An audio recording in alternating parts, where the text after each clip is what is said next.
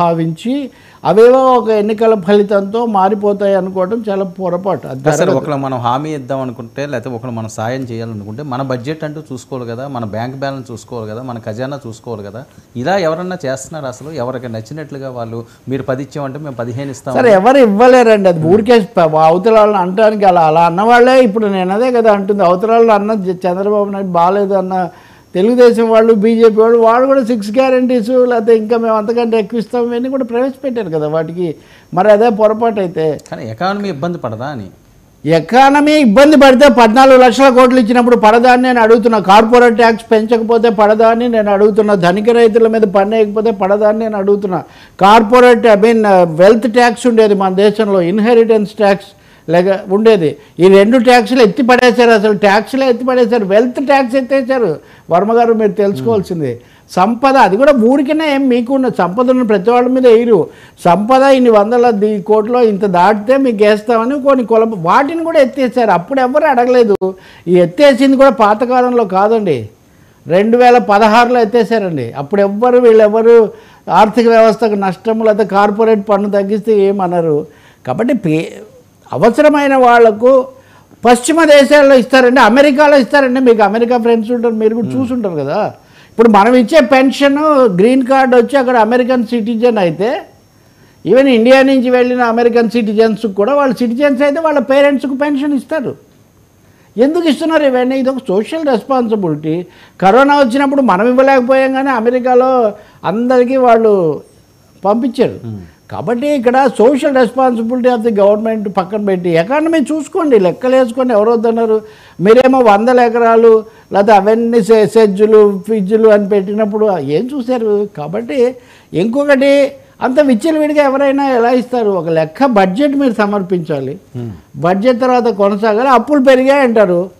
అప్పులు మరి కనీసం రాష్ట్రాలు 70%, 80%, నేను చాలాసార్లు ఆర్థిక మంత్రుల ప్రసంగాలు ట్రాన్స్లేట్ చేశా. 80% ప్రజల అవసరాలకు బాధ్యత వహించేది రాష్ట్ర ప్రభుత్వాలు. వచ్చే ఆదాయంలో 80% కేంద్ర ప్రభుత్వానికి పోతుంది. అలాంటి కేంద్ర ప్రభుత్వం కూడా 1,50,000 కోట్లు ఎందుకు అప్పు చేసింది చెప్పండి? వాళ్ళు ఏం సంక్షేమ పథకాలు ఇచ్చారు? ఓకే, ఇప్పుడు ఆంధ్రప్రదేశ్లో అప్పు పెరిగింది, తెలంగాణలో అప్పు పెరిగింది, సంక్షేమ పథకాలు. కరోనా ఎఫెక్ట్ అని కదా వీళ్ళందరూ ఎవరు 2014 తర్వాత కరోనా అన్నది మొత్తం ఆర్థిక వ్యవస్థనే కుదేలు చేసింది.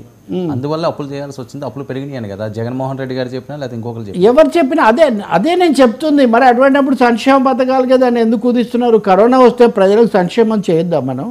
వాళ్ళకు వ్యాక్సిన్ చాలా దేశాల కంటే మనం ఇచ్చాము.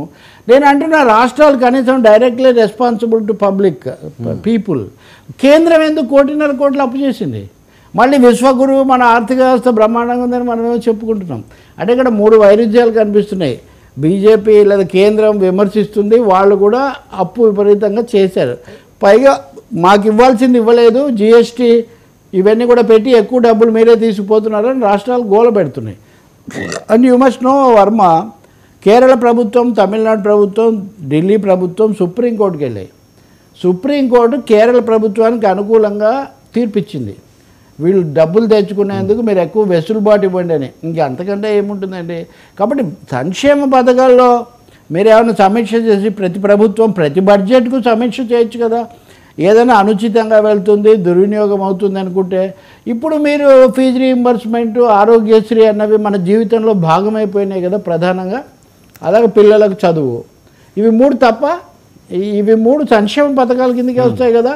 ఎప్పటి నుంచో ఉన్న సోషల్ వెల్ఫేర్ హాస్టల్స్, పిల్లలు వాళ్ళకి సంబంధించినవి, గురుకులాలు, ఇందులో దేన్ని తీసేయమంటారు చెప్పమనండి విమర్శలు చేసేవాళ్ళను. ఇంకో ఫలానాది తప్పు, ఫలానాది మీరు దుర్వినియోగం చేస్తున్నారు అని చెప్పమనండి. ఏముండదు అక్కడ, ఊరికే అంటుంటారు అంతే. ఓకే సార్, ఇదే పెద్ద మారదు. That's what I say. ఇంకొకటి, ఆర్థిక అసమానతలు, అభద్రత పెరిగి ఉద్యోగాలు చేసేవాడిని ఎప్పుడు తీసుకుంటారో ఎప్పుడు తీసేస్తారో తెలియదు, వాడు ఎన్ని గంటలు పనిచేయాలో తెలియదు. వాడి అభద్రతలో ఉన్నవాడిని ఆదుకోవద్దండి ప్రభుత్వం.